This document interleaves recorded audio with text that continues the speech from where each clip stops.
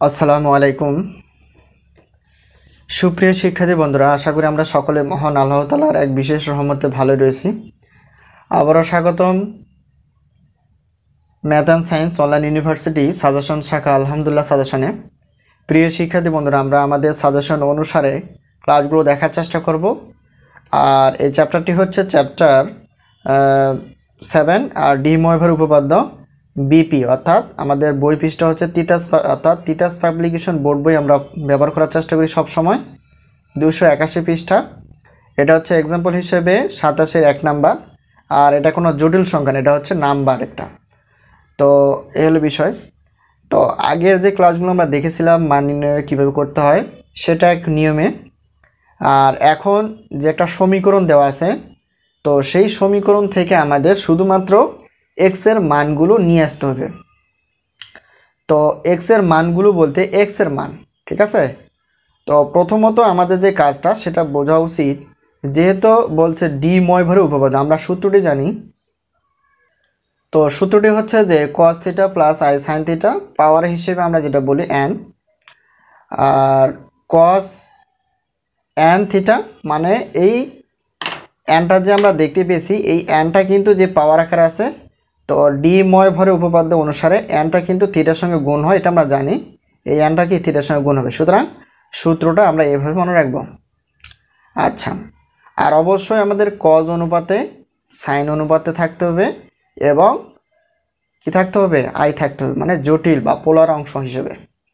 তো আশা করি বিষয়টি ক্লিয়ার। তো আগের যে মানগুলো ছিল সেগুলো একটা পোলার আকারে হিসেব ছিল। আর এখন হচ্ছে সমীকরণ। সমীকরণ বলতে বাম পাশ টু ডান পাশ থাকবে, এটাকে আমরা সমীকরণ বলি। আর এখানে দেখো, এটা হচ্ছে একটা সমীকরণ, প্রদত্ত সমীকরণ।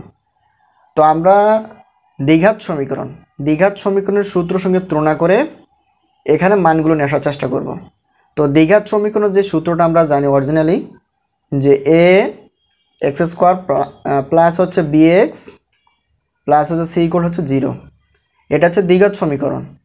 তো দ্বিঘাত সমীকরণে দেখো, যখন দ্বিঘাত বলতে দুইটা মানে পাওয়ার 2 থাকে, তো এখানে যা পাওয়ার থাকবে এখানে পাওয়ার তার অর্ধেক থাকে। তো এই জন্য সর্বোচ্চ পাওয়ারটা হচ্ছে দ্বিঘাত সমীকরণ। সেক্ষেত্রে আমরা যে মানটা বের করি, যেহেতু এটা এক্স দিয়ে সাজানো, তাহলে এক্সের মানটা আসবে। তো মান বের করার সূত্রটা আমরা জানি, তারপর একটু রিপিট করি। তাহলে minus b plus minus root of b square minus হচ্ছে কি 4ac। বিষয়টি ক্লিয়ার। এরপর হচ্ছে সূত্রের সূত্রের 2a। এটা কখন, যখন সর্বোচ্চ পাওয়ার হিসেবে 2 থাকবে, তখন ভ্যালুটা মানে মানটা যখন আসবে তখন হচ্ছে কি এক্স, মানে এক্স দুইটা ছিল একটা হয়ে গেল। কিন্তু এখানে যে ক্যালকুলেশন একটু খেয়াল করো, এখানে পাওয়ার কত, তাহলে এখানে পাওয়ার হচ্ছে সর্বোচ্চ কত 4। তাহলে যদি আমরা এভাবে তুলনা করি, ধরো এ x4, তাহলে সূত্র অনুসারে এখানে যা পাওয়ার থাকে তার অর্ধেক, সুতরাং এখানে পাওয়ার আছে 4, তাহলে এখানে বি থাকবে সূত্র অনুসারে, তাহলে এখানে এক্স স্কোয়ার হবে প্লাস সি হবে ইকুয়াল হচ্ছে 0। তাহলে দেখো, এখানে যখন পাওয়ার 2 তাহলে এখানে পাওয়ার 1, মানে এরকম সূত্রটা হয়। সেক্ষেত্রে তাহলে এখানে পাওয়ার কত 4, তার অর্ধেক কত হবে, মানে 2, মানে পাওয়ার 2 আসবে, তখন এটা ক্যালকুলেশন করে শুধু এক্সের মান নিয়ে আসতে হবে। তাহলে সূত্র একই হবে, তাহলে minus b plus minus root of, মানে ওই সূত্রটাই B square minus 4ac by হচ্ছে 2a।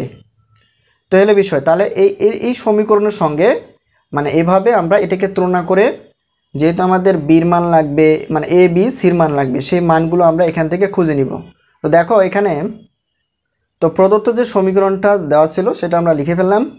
তো দেখো এখানে এক্সের সর্বোচ্চ পাওয়ার 4 হলে এর আগে এ থাকে, এক্সের সর্বোচ্চ পাওয়ার 4 হলে এর পাশে কিছু নেই, মানে সহগ কিছু নেই, তার মানে 1 আছে, তাহলে এ সমান আমরা লিখতে পারি 1। এগুলো ক্লাস আগেও দেখানো আছে। তো এখানে দেখো এক্স স্কোয়ারের আগে বি থাকে, তো আমরা তুলনা করলে দেখা যায় এক্স স্কোয়ার আগে বি আছে, তাহলে এই এক্স স্কোয়ারের আগে কিছু না 1, তাহলে বির মান হচ্ছে 1। তো সির পরিবর্তে আমরা লিখতে পারি 1, তার মানে সবগুলোর মানই হচ্ছে 1 করে। তো সব ক্ষেত্রে যে একই মান হবে এমনটা না, ভিন্ন ভিন্ন মান হতে পারে, যেগুলো আমরা আগে ক্লাসে দেখেছি। তো এখন আমাদের কাজ হচ্ছে এই সূত্রটা প্রয়োগ করা। তো আমরা জানি, মানে যেহেতু সর্বোচ্চ পাওয়ার হিসেবে তখন সূত্রটা হবে এটা। তো আমরা জানি, প্রিয় শিক্ষার্থী বন্ধুরা, যেহেতু ক্লাসটা অনেক বড় হবে, অর্থাৎ এই জন্য আমরা একটু স্কিপ করার চেষ্টা করব, তবে যত সম্ভব আমরা বোঝানোর চেষ্টা করব যাতে করে আমরা খুব সহজে বুঝতে পারি। তো যাই হোক, আমরা কি করলাম, আমরা জানি সূত্রটা এটা, আর বির মান বসানো হলো 1, আর এটা হচ্ছে মাইনাস সূত্রে প্লাস মাইনাস রুট অফ বির মান হচ্ছে 1, তারপর সূত্র স্কোয়ার মাইনাস 4, এর মান হচ্ছে 1, সির মান 1, 2 ইন্টু এতে দেখো 2a, এর মান হচ্ছে 1। তো এটা ক্যালকুলেশন করলে আমরা এটা পাই 1 এর স্কোয়ার মান হচ্ছে 1, আর এটা গুণ করলে 4 একে 4। তো সর্বশেষ হিসেবে -1 plus minus root of -3 root -3 আর কি, তাহলে 2। তো এখন আমাদের সূত্রের দিকে একটু তাকাতে হবে। দেখো সাইন থিটার আগে কিন্তু আই থাকা দরকার, ঠিক আছে? তারপর ক্যালকুলেশন বা ডান পাশে কি আই থাকা দরকার। তো এই আইটাকে আমার আনতে হবে, তো এই আইটাকে আমাদের আনতে হবে। তো এখন আইটাকে আমরা টেকনিকে আইটাকে নেওয়ার চেষ্টা করব, যেহেতু আমরা কলেজ লাইফে আমরা এই সূত্রগুলো দিয়ে অঙ্ক করে ফেলেছি। তো দেখো যারা জানো তাদের জন্য সুবিধা, যারা জানো না তারাও জেনে নাও। তো এখন দেখো এটাকে আমরা বোঝানোর সুবিধাতে এই যে -1 আর এখানে হচ্ছে ইন্টু রুট -1 আর হচ্ছে এখানে 3 রুট 3 আর নিচে হচ্ছে 2। দেখো তো এমনভাবে হিসাব নিব যাতে করে কমও না হয় বেশিও না হয়। একটু খেয়াল করো, এটা তো প্লাস মাইনাস এখানে যা আছে তাই লেখা হয়ে গেছে। আর এটা দেখো তো রুট -1 ইন্টু রুট 3, তার রুট রুট রুট আর -1 দিয়ে 3কে গুণ করলে -3 হবে। তো এটা নেওয়ার উদ্দেশ্য হচ্ছে এটা যে আমরা জানি আই স্কোয়ার, আমরা জানি জটিল সংখ্যা সূত্র অনুসারে আই স্কোয়ার মানে হচ্ছে -1, কিন্তু আমাদের নিতে হবে আই স্কোয়ার সমান -1 না, মানে মাইনাস বুঝিয়ে দিয়ে আমাদের আই নিতে হবে। তো কি করব আমরা, তো উভয় পাশে যদি রুট করে দিই তো রুট স্কোয়ার মানে কেটে যাবে। আচ্ছা এখানে কি থাকে এরকম, অর্থাৎ রুট স্কোয়ার কাটা, তাহলে আই এখানে হচ্ছে এটা, তো এটা হচ্ছে মাইনাস রুট -1, তার মানে এখানে যেহেতু আমাদের আই নিয়ে আসতে হবে, তাহলে আমরা লিখতে পারি যে নিয়ম অনুসারে রুট অফ -1 মানে হচ্ছে আই, ঠিক আছে? তার মানে এই জায়গাটায় আমরা আই বসে দিতে পারবো। আশা করি আমরা খুব সহজে বিষয়টি বুঝতে পেরে গেছি। এখন আমাদের কাজ হচ্ছে -1, তো প্লাস মাইনাস যা আছে তাই, আর রুট অফ -1 মানে হচ্ছে আই, আর এখানে কত রুট 3 আছে, রুট 3, আর অবশ্যই নিচে হচ্ছে 2। এখন এটা দুইটা অংশে দেখো, এটা কিন্তু শুধু এক্স এর মান না, এটা এক্স স্কোয়ারের মান, তো সেটাকে আবার হিসাব করে দেখাতে হবে।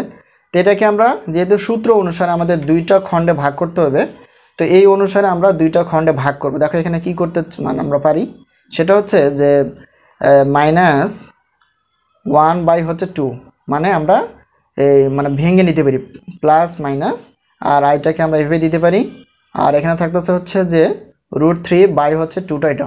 আবার যদি লসাগু করে দাও এটাই থাকবে, ঠিক আছে? আমাদের হিসাবটা এমনভাবে নিতে হবে যাতে করে আগের লাইন থেকে, মানে আমরা যে বর্তমানের লাইনে আছি এই লাইনটা টেকনিকে তো নিলাম, ঠিক আছে, কিন্তু এটা আগের লাইনের সঙ্গে মানে হিসাবটা ঠিক থাকবে, ঠিক আছে? আশা করি বিষয়টি ক্লিয়ার। তো এই প্রথম অপশনে আমাদের কস থাকবে, দ্বিতীয় অপশনে আমাদের সাইন থাকবে।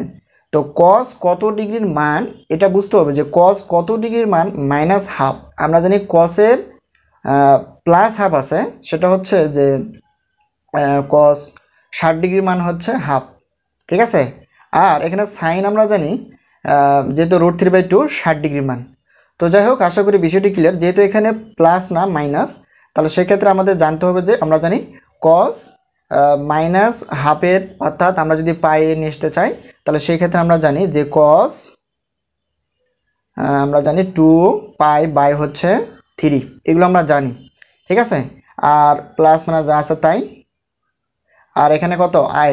আরেকটা বিষয় একটু খেয়াল করতে হবে যে এখানে যে আমাদের যা থাকবে অনুপাত হিসেবে এখানে কিন্তু তাই থাকবে, ঠিক আছে? এখানে যা থাকবে, দেখো এখানে থিটা ছিল, এখানেও থিটা আছে, ওখানে গুণ করার পর এন থিটা, এখানেও কিন্তু এন থিটা। তো এখানে যা আছে আমরা নর্মালি জানি যে সাইন যেহেতু 60 ডিগ্রি মান রুট 3/2, সেটাকে পাই নিয়ে আসলে আমরা জানি, অর্থাৎ সাইন 60 ডিগ্রি মান, তার এটা হবে π/3। তো আমরা যদি এখানে π/3 নেই, নেওয়া যাবে ঠিকই, কিন্তু এটার সঙ্গে এই অনুপাতের সঙ্গে মিলতে হবে, ঠিক আছে? এই কথাটা মনে রাখবা। তাহলে আমরা অন্য প্রসেসে, যেহেতু আমরা জানি এই যে চতুর্ভাগের ক্যালকুলেশনগুলো আমরা জানি যে একটা সূত্র আছে, ওই সূত্রের মাধ্যমে আমরা শিখেছিলাম। তো ক্লাসটা অনেক বড় হয়ে যাচ্ছে, এই জন্য আমরা এটাকে স্কিপ করলাম। তো আশা করি বিষয়টি ক্লিয়ার। তো এখানে যে থাকবে, মানে থিটার পরিবর্তে সেই এই অপশনটা নিতে হবে, তবে হিসাবটা যাতে সঠিক হয়। তাহলে এখানে আমরা যেহেতু জানি সাইনটা দিয়ে দিলাম, আর এটাই আমরা কপি করবো। তাহলে কত 2π/3। তো এটাকে ক্যালকুলেশন করলে এটা পাওয়া যায়। ঠিক আছে, আশা করি বিষয়টি ক্লিয়ার। তো যখন আমাদের অনুপাতগুলো সমান হয়ে যায় তখন আমাদের কিছু যোগ করতে হয়, সেটা আমরা আগে থেকে জানি যে 2nπ, অথবা আমরা মানে এই থিটার পরিবর্তে যে অপশনটা থাকবে, অথবা আমরা 2k π আমরা যোগ করে দিব। ঠিক আছে, অনুপাত সমান হওয়ার সঙ্গে সঙ্গেই। ঠিক আছে, তো এতক্ষণে যে ক্যালকুলেশনটা দেখানো হলো সেটা হচ্ছে এক্স স্কোয়ারের, মানে এক্সের নয়। তো এখন আমরা যেহেতু অনুপাত সমান পেয়েছি, মানে থিটার পরিবর্তে যে অপশনটা সেটা সমান পেয়েছি, এই জন্য আমরা কি উভয় পাশকে, মানে এখানে আমরা 2nπ, এখানে 2nπ যোগ করে দেব। প্রিয় শিক্ষার্থী বন্ধুরা, যেহেতু ক্লাসটা অনেক বড় হয়ে যাবে এই জন্য আমরা আগে থেকে কিছু লিখে ফেলেছি, শুধুমাত্র ক্লাসটি ছোটো করার উদ্দেশ্যে। তো যাই হোক, এখানেও একটু বুঝে দেওয়ার চেষ্টা করা হবে ইনশাল্লাহ। তো আমরা বললাম যে অনুপাত যখন সমান হবে তখন 2nπ দ্বারা যোগ করতে হবে, এখানেও তাই কাজ করতে হবে। যেহেতু ভগ্নাংশ আকার আছে, এখানেও কিন্তু ভগ্নাংশ আকার আছে, মানে 1 আছে নিচে। 1 এবং 3 লসক হচ্ছে 3, আর 1 দিয়ে 3কে ভাগ করলে এগুলো আমরা জানি, তারপর একটু বলার চেষ্টা করি। তাহলে 1 দিয়ে 3কে ভাগ করলে 3, এই 3টা উপরে লবের সঙ্গে গুণ করলে কত হবে 6, অর্থাৎ 6nπ, প্লাস আছে প্লাস, আর এই 3 দিয়ে 3কে ভাগ করলে 1, এটা উপরে গুণ করলে এটা সেম একই কাজ হবে, এটাও সেম একই কাজ হবে, মানে এই অংশটাও।